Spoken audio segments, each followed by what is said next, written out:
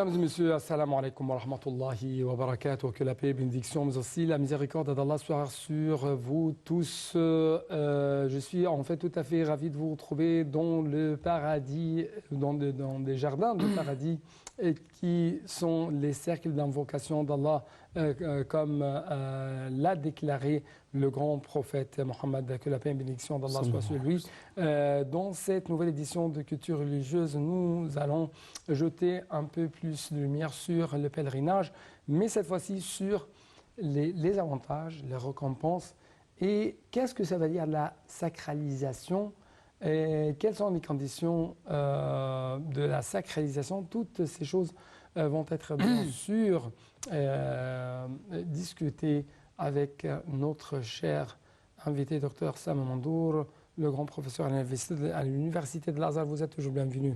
Merci. Merci beaucoup. Et donc, très rapidement, chers téléspectateurs, nous devons vous poser ces questions.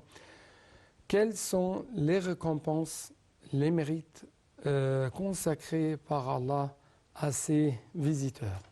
Oui, bismillahir rahmanir rahim. Alhamdulillah, wa salatu wa salamu ala sayyidina rasulillahi wa ala alihi wa sahbihi wa man wala.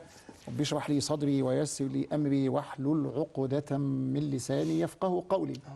Bien sûr, vous avez commencé à parler de grands mérites et des grandes récompenses qu'attendent les visiteurs d'Allah.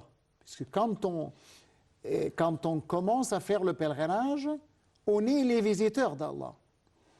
Et même quand on fait la prière dans la mosquée, on est aussi les visiteurs d'Allah. Et comme le dit le prophète dans un hadith, فَحَقٌّ عَلَى الْمَزُورِ أَنْ يُكْرِمَ زَائِرَهُ. C'est-à-dire, on se rend à la mosquée pour rencontrer Allah.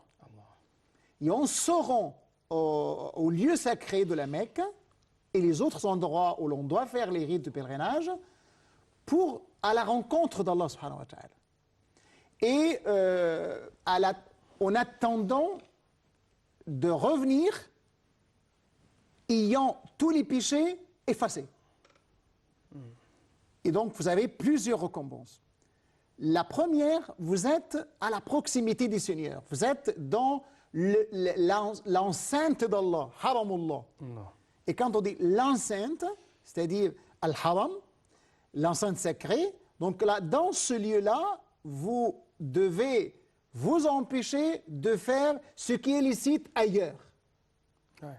Et donc là, vous devez respecter la sacralité, l'inviolabilité de ces lieux sacrés, de l'enceinte sacrée. Donc la récompense c'était quoi? Comme nous avons déjà dit, c'est le paradis. Mais il y a aussi un grand récompense, puisque dans ces lieux sacrés, nous sommes les pèlerins comme les anges. Donc là, comparer les pèlerins aux anges. Puisque les anges, comme on le dit dans certaines traditions, portent des vêtements blancs. Et donc, les pèlerins portent des vêtements blancs. Et ce vêtement blanc reflète quoi? Reflète la pureté du cœur, la sérénité de l'âme qu'un pèlerin doit posséder. Et si vous êtes ainsi pendant la période de pèlerinage, vous devez l'être tout au long de votre vie. Donc là, pour vous, en tant que musulman, c'est un stage de formation pour vous habituer à avoir la pureté du cœur et la sérénité de l'âme. Et pourquoi on atteint même un degré au-dessus des anges. Puisque, vous savez, le jour de Arafat, et nous savons bien que Al-Hajj Arafat, c'est-à-dire Arafat, c'est l'un des piliers de pèlerinage. Sans faire le stationnement à Arafat, votre pèlerinage est nul, est invalide. Et donc, quand on est à Arafat, tous les pèlerins de tous les pays du monde, là c'est un signe, c'est un avantage social, un avantage communautaire, un avantage universel. Puisque vous savez, on est combien de pèlerinages chaque année? On est normalement plus de 2 millions. Vous imaginez 2 millions hommes, individus, personnes qui se trouvent dans le même endroit.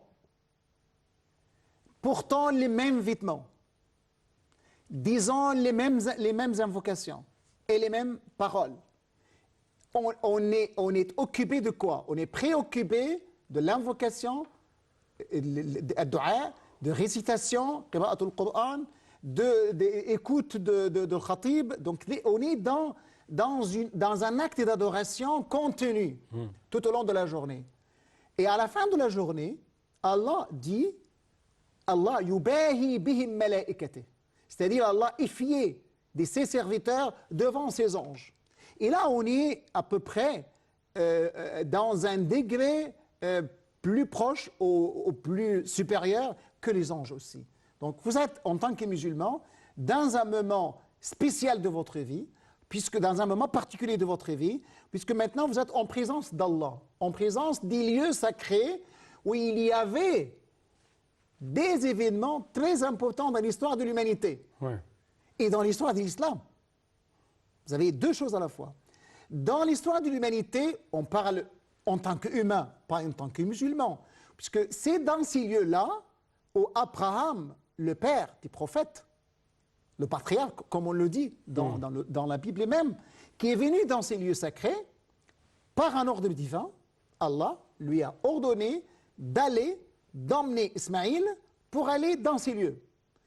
Ces lieux qui étaient un culte, qui était un désert, qui n'a ni eau, ni manger, ni rien du tout. Auprès, Ni vie, il n'y avait pas de vie. il n'y a pas de vie. Il n'y avait pas de vie. Un désert. Un désert. Ouais. Il n'y a que les assises de la mosquée d'Allah qui est encombrée.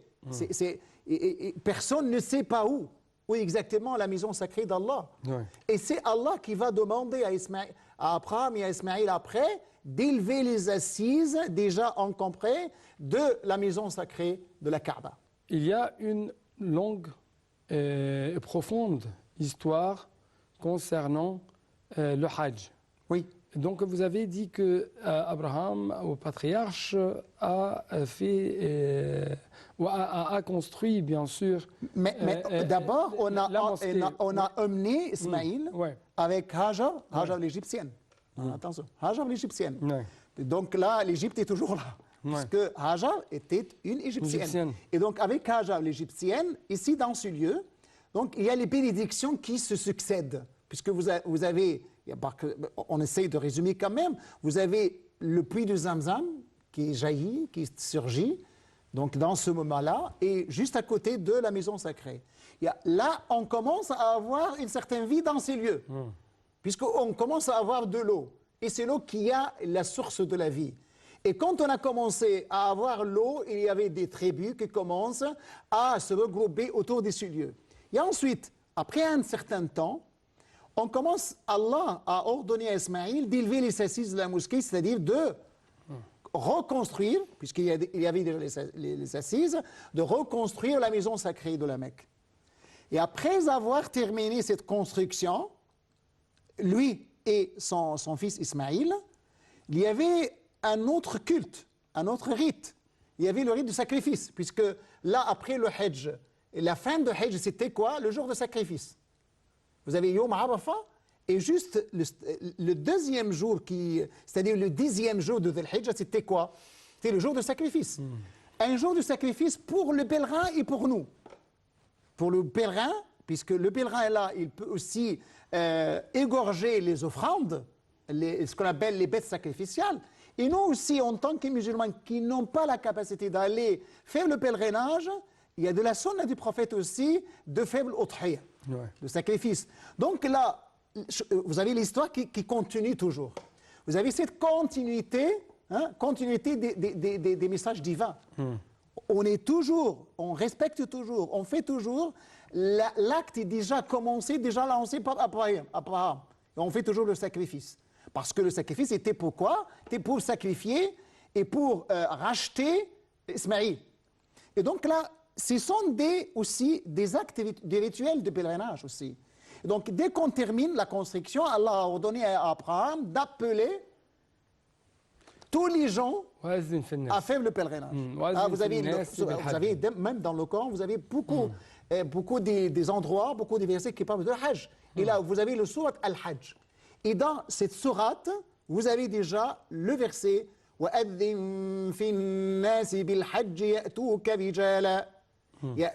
رِجَالًا وَعَلَى كُلِّ ضَامِرٍ يَأْتِينَ مِنْ كُلِّ فَجٍّ عَمِيقٍ لِيَشْهَدُوا مَنَافِعَ لَهُم. Donc là, vous avez dans ce verset, Allah a demandé à Abraham d'appeler les gens de son époque, à venir faire le pèlerinage. Et même Abraham se dit, il a dit à Allah, s'est adressé à Allah, oh Allah, mais quand je commence à appeler, qui doit m'entendre? Je suis dans un lieu désertique, dans un désert. Qui pourrait attendre ma voix pour qu'il réponde à ma voix? Et Allah lui a dit, vous n'avez qu'à appeler. Et c'est à nous de transmettre votre voix et votre appel à tous les humains. Et on dit dans un hadith, chaque individu qui a entendu la voix d'Abraham dans la colonne vertébrale de son père, c'est-à-dire juste avant même la création, il doit venir accomplir le pèlerinage. Ouais. Et donc là, on a commencé le pèlerinage, c'est l'histoire. C'est dans ces lieux aussi, on se rappelle de la vie du prophète. La Mecque, c'était quoi? La Mecque, c'était le lieu où le prophète a reçu la révélation. C'est les débuts de la mission du prophète. C'est les débuts de la révélation. Iqra. Donc là, quand on est à la Mecque, on doit se rappeler qu'à chaque moment et qu'à chaque pas que vous allez traverser, chaque lieu que vous allez traverser, vous devez vous rappeler que le prophète a déjà mis pied dans ces lieux. Pas uniquement. Mais vous savez, quand vous allez à Mina, bien sûr, le prophète a fait tous ces rites-là. Mais ces lieux-là sont tout à fait liés à d'autres événements de l'histoire. Ouais. Vous avez Mina est liée même à l'histoire de Al-Hijra, puisqu'elle est liée à l'histoire de Bay'atul Aqaba. C'était où exactement? C'était à Mina. Ouais. C'était pas loin de la Mecque, puisque à peu près entre Mecque et Mina, à peu près 7-8 kilomètres. Donc le prophète a décidé de rencontrer les Médinois qui sont venus pour prêter allégeance au prophète sallallahu alayhi wa sallam et se mettre d'accord avec lui pour que le prophète aille chez eux et émigrer chez eux à Yathrib, Médine. Donc là, c'est dans ces lieux-là que le prophète sallallahu alayhi wa sallam a rencontré les Médinois qui sont venus prêter allégeance, soit Oula ou Bay'at al-Aqaba, le premier serment d'allégeance et le second serment d'allégeance. Là, donc, à chaque endroit, il y a une histoire. Serment d'alliance, c'est-à-dire, nous avons déjà, avant d'aller à Médine, le prophète doit s'assurer que les Médinois, les habitants de Yathrib, doivent protéger le prophète Mohammed sallallahu alayhi wa sallam et doivent protéger les musulmans et bien accueillir les musulmans.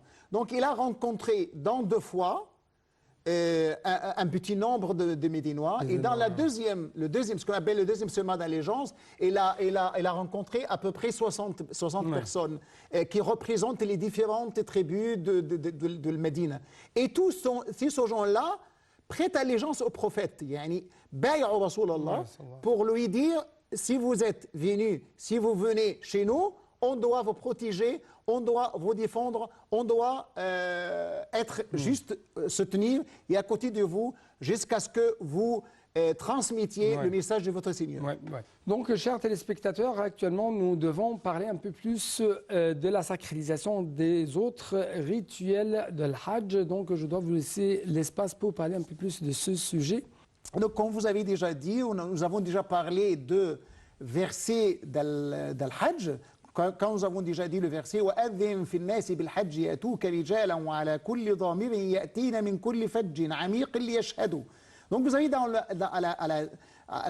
la dernière partie de verset et l'autre verset qui vient après, vous avez لِيَشْهَدُوا مَنَافِعَ لَهُمْ. Donc dans ce verset, Allah nous a dit que même quand le pèlerin se rend à la Mecque, ils auront des avantages.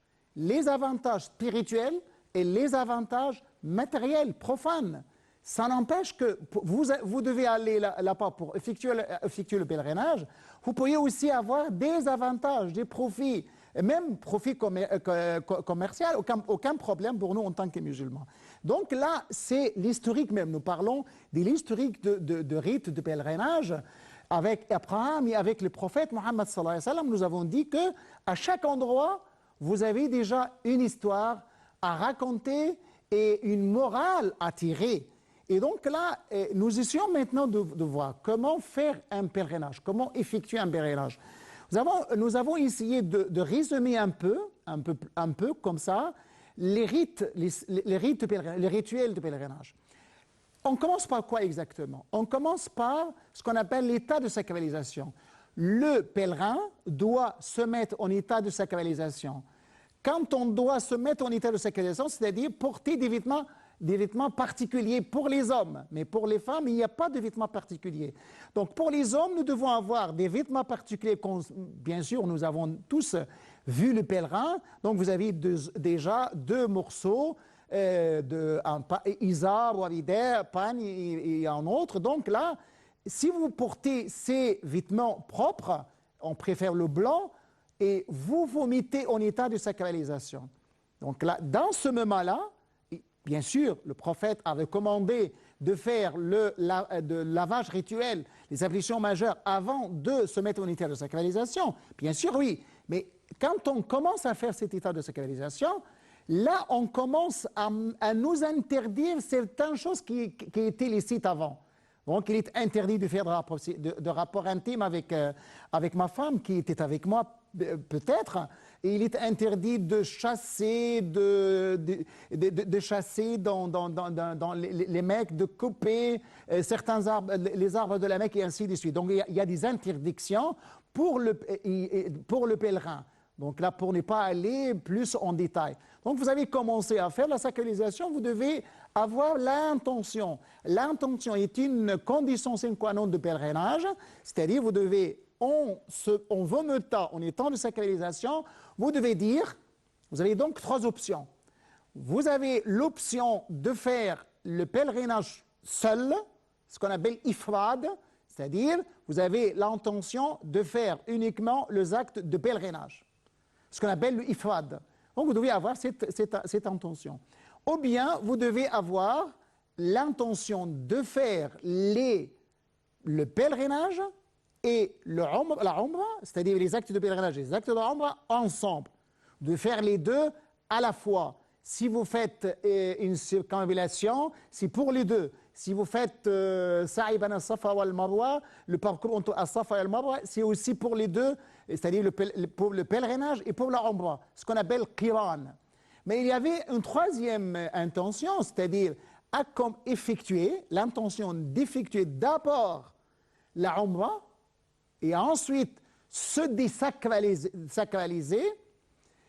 porter les vêtements ordinaires en attendant le 8e jour de Dhul Hijjah pour se mettre encore une fois de nouveau un état de sacralisation, ce qu'on appelle tamattu'. Donc vous pourriez faire d'abord la umra, se désacraliser et ensuite le 8e jour de Dhul Hijjah, vous pourriez vous mettre encore une fois de nouveau en état de sacralisation. Quelle est la différence entre les trois?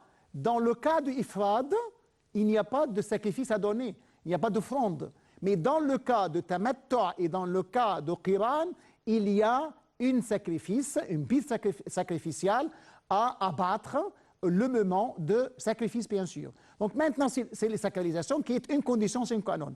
Mais où exactement on doit se mettre en état de sacralisation, c'est ce qu'on appelle les endroits où l'on doit faire cette sacralisation, ou bien le temps où l'on doit faire la sacralisation. Pour chaque pays, il y a un lieu déterminé, à savoir pour faire la sacralisation. Pour les habitants d'Égypte, c'est différent des habitants de Médine et ainsi de suite. Donc il y a des mawaqit mécanique précise pour chaque pays ou bien pour un groupe de pays. Et pour le temps, donc, on doit commencer à se mettre en état de sacralisation juste après le mois de Ramadan, c'est-à-dire au mois de Shawwal. À partir du mois de Shawwal jusqu'au le 8e jour de Dhul Hijjah. Donc maintenant, on est en état de sacralisation, on est arrivé à la Mecque, on est arrivé à la maison sacrée, et donc, tout en étant en état de sacralisation, ça dépend de chaque personne, ça dépend de chaque type de pèlerinage.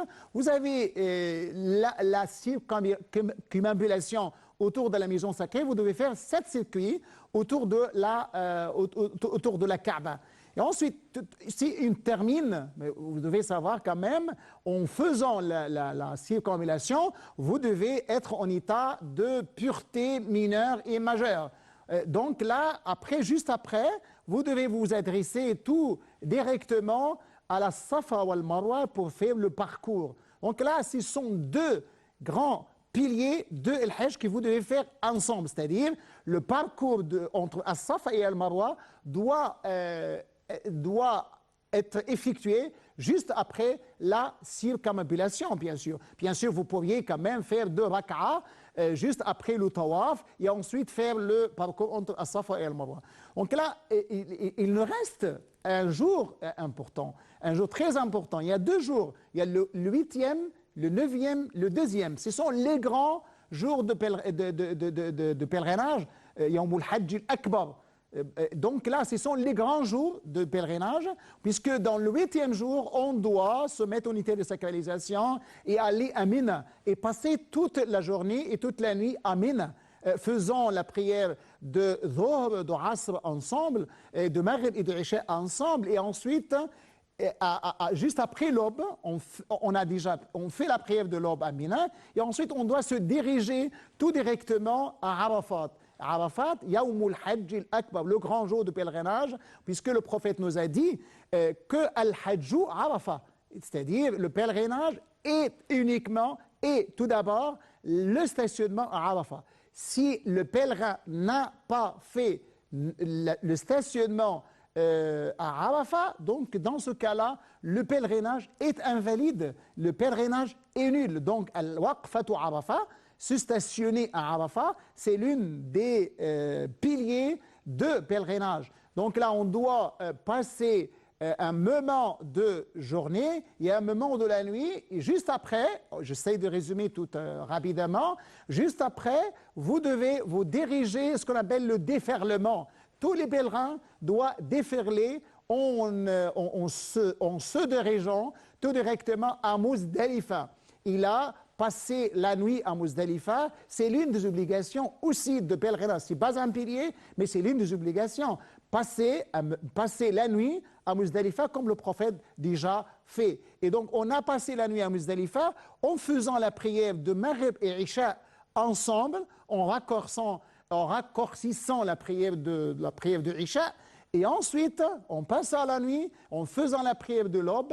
Et ensuite, on doit se diriger tout directement après passer un certain moment auprès d'Al-Mash'ar al-Haram. فَإِذَا أَفَضْتُم مِّنْ عَرَفَاتٍ فَاذْكُرُوا اللَّهَ عِندَ الْمَشْعَرِ الْحَرَامِ. C'est-à-dire, bien, on a déferlé de Arafat, on a passé la nuit à Muzdalifa, donc on doit maintenant, la matinée, on doit se diriger vers Mina pour jeter la grande Jamra. Donc, nous devons passer un certain moment, s'arrêter un certain moment, auprès d'Al-Mash'ar al-Haram pour invoquer Allah, pour essayer d'invoquer et d'évoquer Allah subhanahu wa ta'ala dans ces moments bénis. Et ensuite, on se dirige directement vers Mina. Et dans ce jour-là, on doit faire Jamratul Aqabatil Kubra, le jet de 7 cailloux,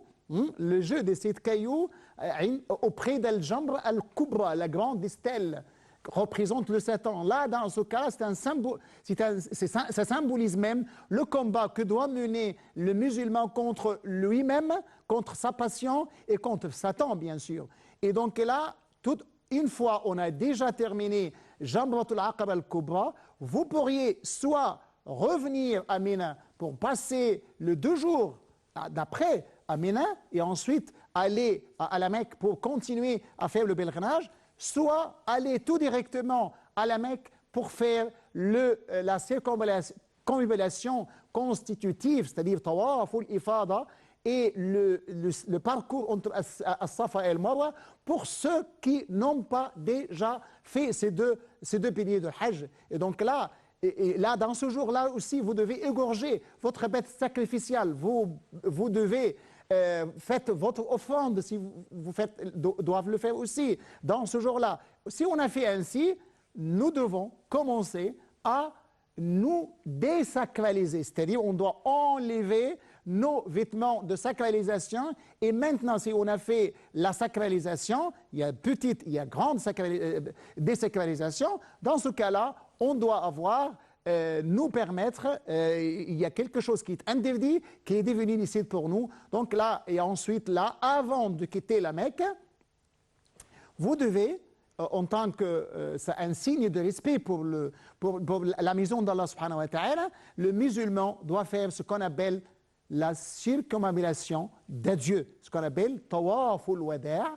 Donc là, pour dire à la Mecque, Allahumma la taj'al hadha akhir ahdi bi baytik. C'est-à-dire, on invoque Allah subhanahu wa ta'ala en lui disant, oh Allah, n'oubliez pas faire que cette visite que j'ai fait maintenant, que j'ai effectuée maintenant, la dernière pour moi. C'est-à-dire, faites que je puisse revenir ici pour faire soit la Umrah, soit le pèlerinage. Puisque là, le prophète sallallahu alayhi wa sallam le dit dans un hadith, le pèlerinage au pèlerinage et de Umrah à la Umrah dissipe et efface les péchés entre eux et même élimine tout ce qui est mal pour l'homme. Donc nous, en tant que musulmans, nous croyons bien au hadith du prophète sallallahu alayhi wa sallam, Man hajja falam yarfuth walam yafsuq raja'a min dhunubihi kayawmi waladathu ummuhu. C'est-à-dire celui qui effectue le pèlerinage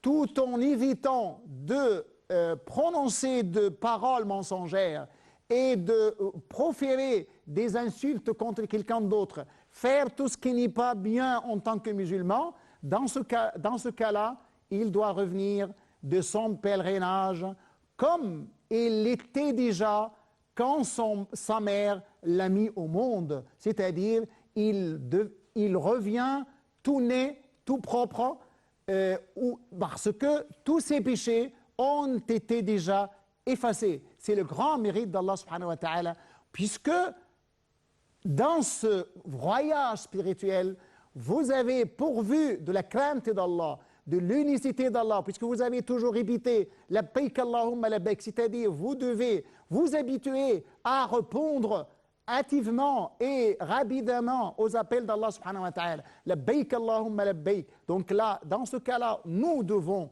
dire cette formule-là, labbaik Allahumma labbaik, dans tous les actes de notre vie, puisque normalement, dans votre vie, vous devez répondre le jour au jour, le moment, à chaque moment, vous devez répondre à l'appel d'Allah subhanahu wa ta'ala en disant toujours, soit dans les lieux sacrés où vous devez faire le pèlerinage, soit ici, labbaik Allahumma labbaik, labbaik la sharika laka labbaik, c'est-à-dire, je réponds à votre appel, Allah. Et donc là, à la fin, nous invoquons Allah subhanahu wa ta'ala de nous accorder tous les musulmans, la possibilité de se rendre au lieu sacré pour effectuer le pèlerinage, effectuer la Umrah et pour obtenir la satisfaction d'Allah subhanahu wa ta'ala et pour quand même atteindre la piété qui est aussi une finalité de pèlerinage et pour unir les musulmans, puisque l'aspect même de pèlerinage, c'est un aspect d'unité et un aspect unificateur pour les musulmans. Nous espérons que le musulman tirer leçon de ces actes de pèlerinage et quand même tirer leçon de ces actes où le prophète nous a dit « apprenez de moi vos rites », c'est-à-dire nous devons prendre le prophète sallallahu alayhi wa sallam comme un exemple à suivre, vouer l'unicité d'Allah subhanahu wa ta'ala, suivre l'exemple du prophète Muhammad sallallahu alayhi wa sallam, répondre toujours rapidement et activement aux appels d'Allah subhanahu wa ta'ala pour mériter d'être un vrai musulman et d'être un bon croyant. Donc, je dois vous remercier infiniment pour votre éclaircissement, pour votre explication. Merci beaucoup. Je vous en prie. Donc, chers téléspectateurs, nous devons clôturer cette édition. Je dois vous dire merci beaucoup pour votre attention. Assalamu alaikum wa rahmatullahi wa barakatuh. Que la paix, bénédiction, vous aussi, la miséricorde d'Allah soit sur vous tous.